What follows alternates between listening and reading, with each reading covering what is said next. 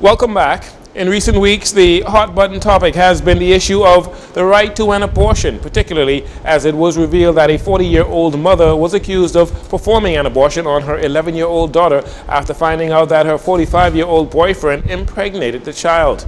Many Bahamians and residents have been calling for the abortion laws to be changed to consider what they say may be unique circumstances.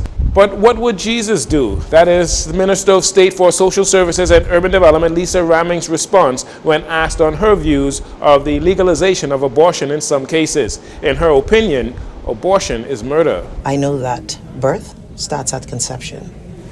And once an egg is conceived, whether it's in any female and it's aborted, I consider it to be murder.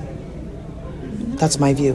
When asked if she still held the same views in reference to the 11-year-old girl who was raped by her mother's boyfriend, Minister Raming declined to respond specifically to that, but says this. Notwithstanding our laws, every person has their own personal view of how they view it. But I am more Bible-based, faith-based, and so I would do what Jesus would do. Would that be his advice? That's how I live my life. Last week, both the Minister of Social Services and Urban Development, Obi Wilshcombe, and the Minister of Health and Wellness, Dr. Michael Darville, said there must be more discussion on the topic of abortion before the government can make any decisions. The Ministry of Transport and Housing has sought to clarify the commercial driver's license mix-up after police officers said they would clamp down on drivers of commercial vehicles to ensure they have the necessary licenses to operate various vehicles. Transport officials in a statement on Wednesday said under the Road Traffic Act, a commercial driver's license is required to operate heavy-duty vehicles, heavy goods vehicles, heavy equipment, and placard hazardous material vehicles when traveling on the road network. Specifically, a commercial driver's license is required to operate a single vehicle or a combination of a vehicle and a trailer if the total gross vehicle weight rating is more than 10,000 pounds. However, the ministry highlighted that the controller of the Road Traffic Department has the discretion to provide an endorsement for any vehicle fitting that rating under special circumstances.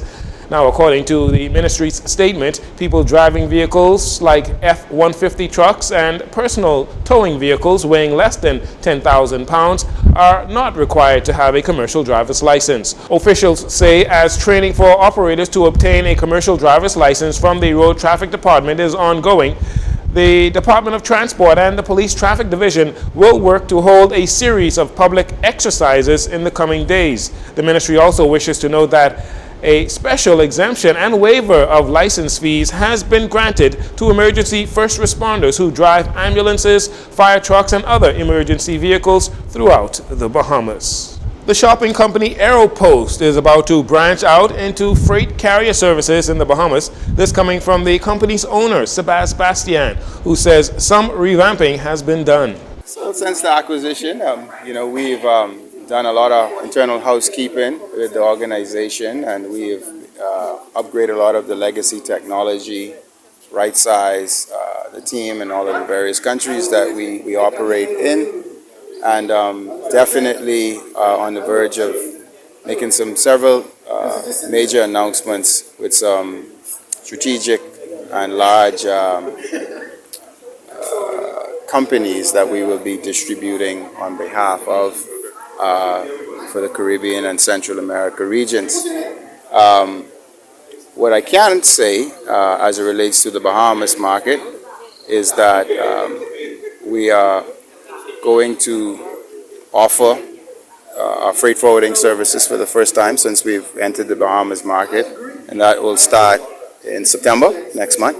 While acknowledging that the country has many freight forwarding services, he says Aeropost will have a unique niche that sets them apart from the competition.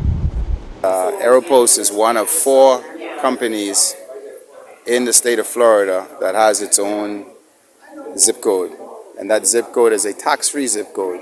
So when you are issued a Aeropost address, U.S. address, to make your purchases and subsequently have them shipped to the Bahamas on behalf of us, the sites that you shop on would not even charge you tax because it's a tax-free zip code. So shopping, when you shop all over the .coms that you want to go on, at checkout you won't be charged tax. So imagine you're going to have a 7% savings just by shipping with Aeropost before we even get to the service differentiator that we would have, as well as we have the largest smart parcel locker footprint in the country. We have over 25 locations. They're in every SO, and almost, no matter where you live in this country, you're less than a quarter mile away from a smart parcel locker. That most of them are open 24 hours a day, so you don't have to rush 6 p.m. to catch a freight forwarder's address. Unfortunately, this service will not be available on the Family Islands, but Mr. Bastian says it is coming soon. Not yet. We like to, before we expand, we like to perfect. So once we perfect our supply chain here in Nassau, I'm pretty sure, like clockwork, the Family Islands will follow suit. He says the new service is coming just in time for the holidays, where Bahamians can enjoy 7% savings, convenient pickups, and stellar service. CIBC First Caribbean will once again be playing an integral role in the annual Caribbean Infrastructure Forum 2023 in Miami later this month. The CIBC First Caribbean will be a co-title sponsor along with KMPG for 2023 forum and will be well represented during a number of sessions when the two-day event takes place September 18th to the 19th at the Ritz-Carlton Coconut Grove, Miami.